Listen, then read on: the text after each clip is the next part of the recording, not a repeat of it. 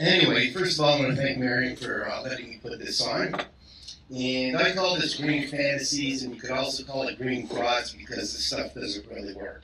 If you can't tell, those are snow-covered solar panels. So that should tell you a thing or two. Okay, I'm going to talk about EVs as well as renewable energy. Oh, here we go. So part one, I'm going to talk about electric vehicles, electric cars for short. Anyways, how did all this start? In the 90s, GM on its own was developing an EV. That didn't go anywhere, maybe because they don't work. And then nobody talked about electric cars until I think it was 2009 when the government was bailing out GM and Chrysler. That's when the government, not the free market, told them that he had to build electric cars. Like we all know, the government didn't tell Henry Ford to make cars, nor did it tell the oil companies to build gas stations. Instead, they got their orders from a much more powerful, much more qualified authority, the free market. If EVs were a good idea, the free market would have demanded them many years ago. Also, where would EVs be without government mandates and subsidies? Would the company Tesla even be in existence now? I'm not too sure about that.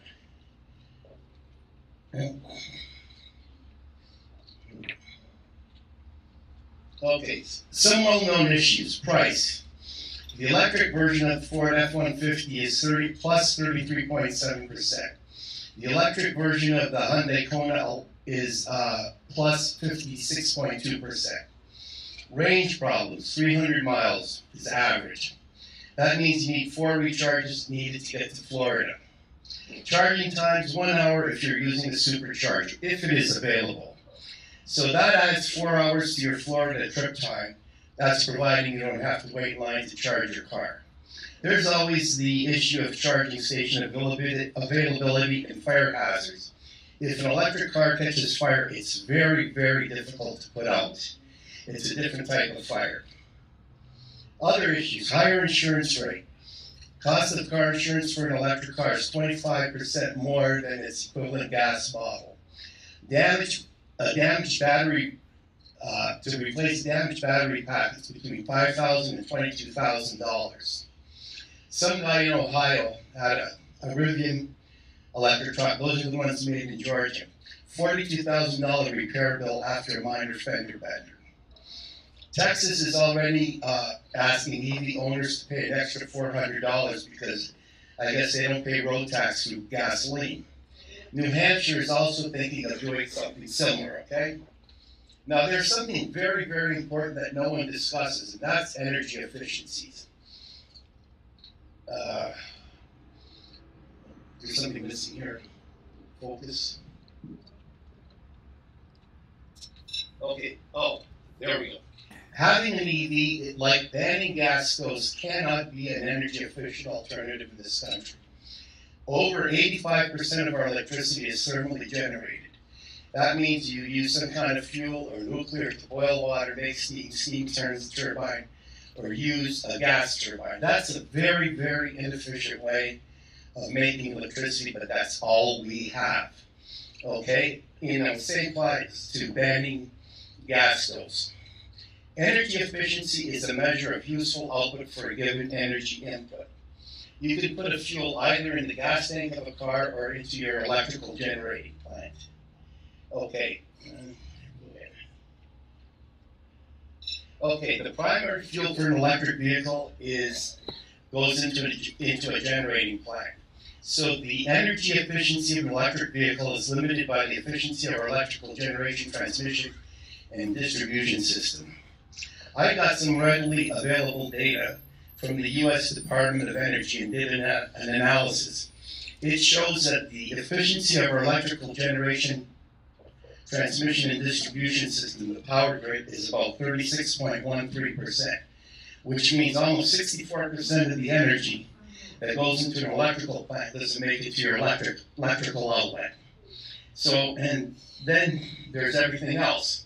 Then when you analyze the EV itself, you get a net efficiency of about 19%, which means that about 81% of the energy that goes into an electrical plant is not used to push your car down the road. Not very good. But anyways, here's the analysis of the power grid. On the left, we have a column of different ways of generating electricity.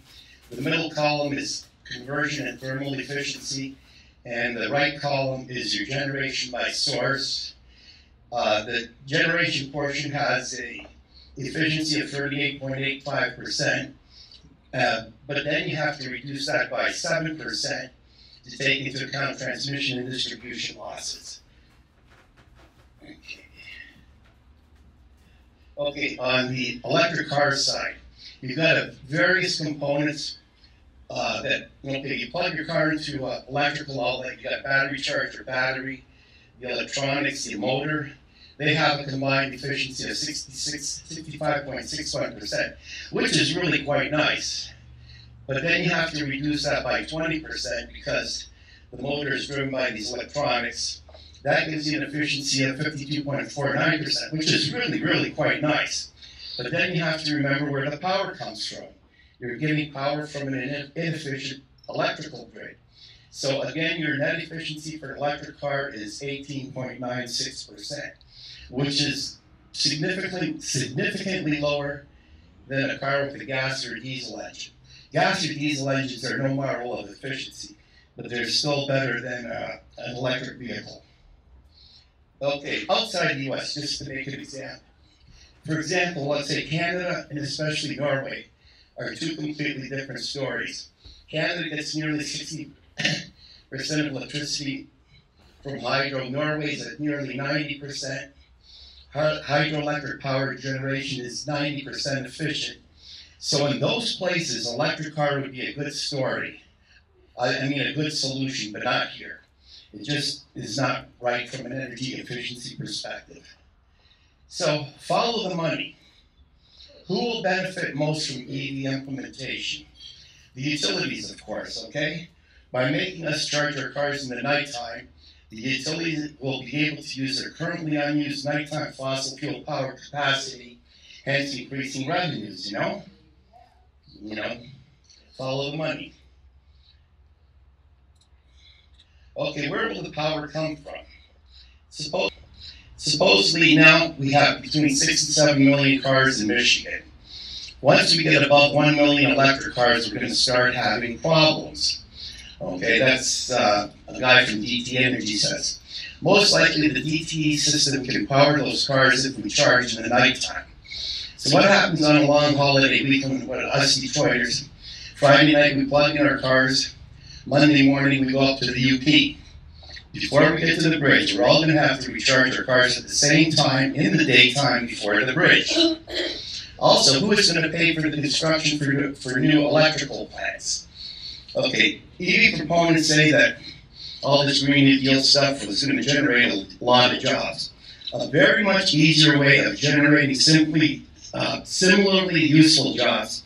You give everybody a shovel, have them dig a hole for 4 hours, and after lunch they can fill it in. You'll sell a lot of shovels and not harm the environment, okay? So the impact. Ford is expected to lose $3 billion in its EV business this year. GM's not expected to make profits in its EV business until 2025. The car companies are using profits from its gas vehicle sales to sustain operations. If this keeps on going on, what's going to happen to the car companies? And, that's the backbone of our economy. And also, if EV implementation, manufacturing of an electric vehicle requires much fewer people. And anyways, the free market, not the government, is the only one qualified to tell businesses how to run their companies. Okay, so why is the government promoting something that doesn't work? Let's look at who's behind these green fantasies. I know you're going to like these pictures. Chief proponent, I love that picture. Okay? She has BAs in international relations and economics. That does not qualify her to be talking about technical stuff like energy and electric cars and that stuff. No. Next we have our Secretary of Energy, Jennifer Granholm, okay?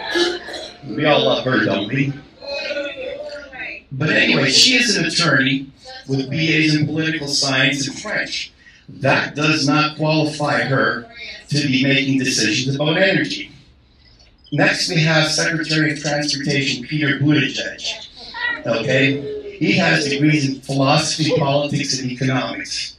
And now, let me bring this microphone. I'm going to show you a clip of Peter Buttigieg being questioned by Kentucky Congressman Thomas Massey, who's an engineer.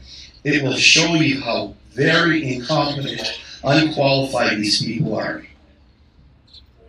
Average household plugged in electric cars, do you know how much more electricity they would use in comparison to the air conditioning that air conditions their whole house? No, but again, I would emphasize it. Well, let me help you with that first before we go on, because the numbers are important. It would take 4 times as much electricity to charge the average household's cars as the average household uses on air conditioning. Do you think that could be, so if we reach the goal by 2030 that Biden has of 50% adoption instead of 100% adoption, that means the average household would use twice as much electricity charging one of their cars as they would use for all of the air conditioning that they use for the entire year. It's so good. Okay, I'm sorry? No, that's the same one. Okay, let's see. Now, assignment for elected officials.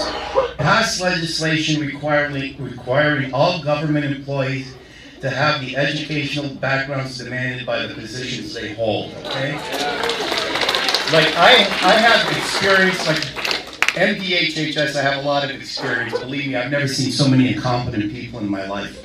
I could tell you stories. And anyways, questions. Some of you legal constitutional types. Is it legal or constitutional for the government to tell a private corporation what types of products to make? Okay. Take them to court.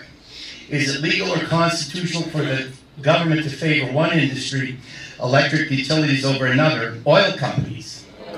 Okay. Take them to court. How will EVs be impacted when subsidies, tax breaks, and special rates are ended? And will road tax be added to the electricity used to charge your EV? And how will that affect operating costs? Can I answer that question? Okay. What they're going to do is they're going to tax everyone on their odometer. Every mile we drive is what they're going to tax. Okay. I believe you. I believe you. But anyway. Yeah. Well, when you got snow-covered solar panels, that will help, you know. For 9 months. Yeah. You got it. Anyways, now for renewable energy. Renewable energy means generating electricity with zero fuel cost. So if it really worked, wouldn't the utilities on their own have been using it a long time ago? Ask yourself that question, okay?